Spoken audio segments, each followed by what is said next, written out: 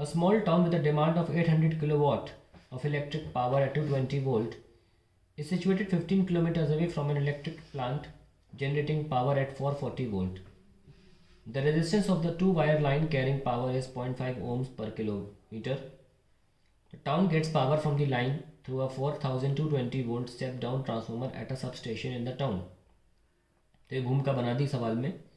पहला पार्ट है estimate the line power loss in the form of heat. आइए देखते हैं क्वेश्चन में क्या दे रखा है। देखिए एक हमारे पास टाउन है जिसकी डिमांड 800 किलोवाट की है और of electric power at 220 volt, demand of 800, ठीक है।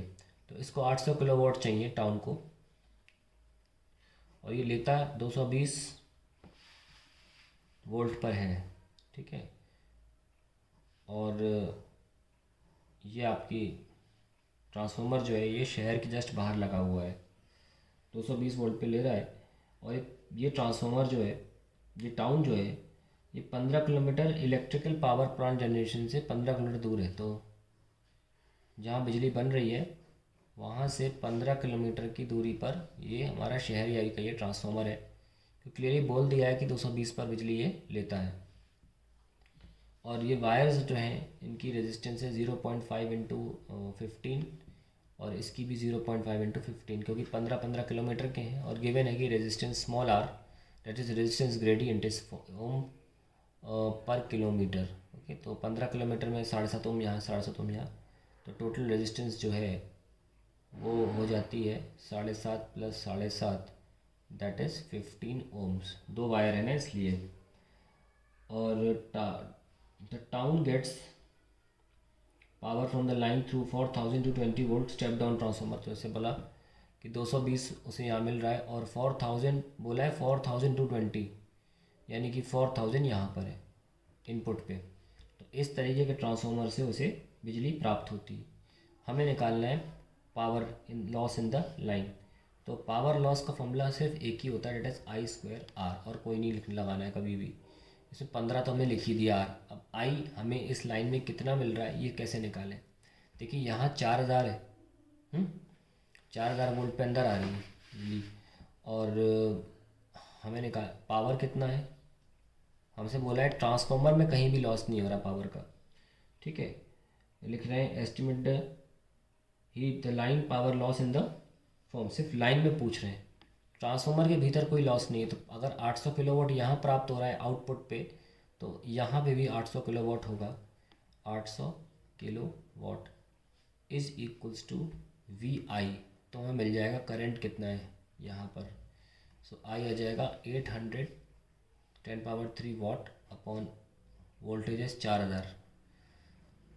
ये गया आपका 5 बार और आंसर आ गया 200 एम्पियर, ठीक है। तो P=VI की मदद से हमने करंट निकाल लिया। अब हम पावर लॉस निकाल सकते हैं, दैट इज 200 का square into 15। So will get 4×10⁴ into 15, that is 6×10⁵ वाट, या कह सकते हैं 600 किलो वाट। तो इतना तो लॉस ही हो गया।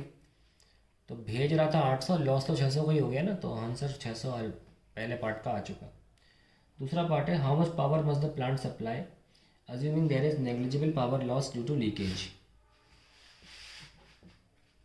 तो कितना सप्लाई करना चाहिए भाई, 800 चाहिए था, 600 तो लॉस ही हो गया, तो 600 और चाहिए पड़ेगा 800 के ऊपर। तो 800 प्लस 600 दैट इज 1400, ताकि इस ये लॉस भी हो जाए तो हमें डिमांड तो मीट हो सके। तो 1400 किलोवाट हमें बनाना चाहिए। थर्ड पार्ट इस क्वेश्चन का है कि characterise the step up transformer at the plant. तो प्लांट कैसा स्टेप अप ट्रांसफार्मर रखें कि हमें जो 1400 मिल रहा है वो हमें मिलता रहे। तो 1400 किलोवाट की बिजली तो हमें पावर के फॉर्म में यहाँ से निकालनी ही है। और यहाँ पर जो करंट है वो 200 एम्पियर हम पहले निकाल चुके हैं। यहाँ तो बिजली 440 वोल्ट में बनी रही है, सवाल में पहले से गिवन है। हमें तो केवल यहाँ इस एंड पर निकालना है कि कितना वोल्टेज होगा, क्योंकि कैरेक्टराइज का मतलब होता है कि आपको पावर और वोल्टेज बताना है। वोल्टेज की कमी है तो हमें 1400 मिल गया आउटपुट पे, और हमें पता चल गया कि यहाँ से करंट 200 एम्पियर पे निकल भी रहा है। तो P=VI से हम फाइनली वी निकाल पाए दोबारा, P अपॉन आई कितना 1400 अपॉन किलो वाट है अपॉन करंट 200, तो कितना आ गया 7 किलो वोल्ट, यानी कि 7000 वोल्ट। तो कैरेक्टराइज का मतलब we will use a 440 7000 volt step up transformer, and that is the answer to the question.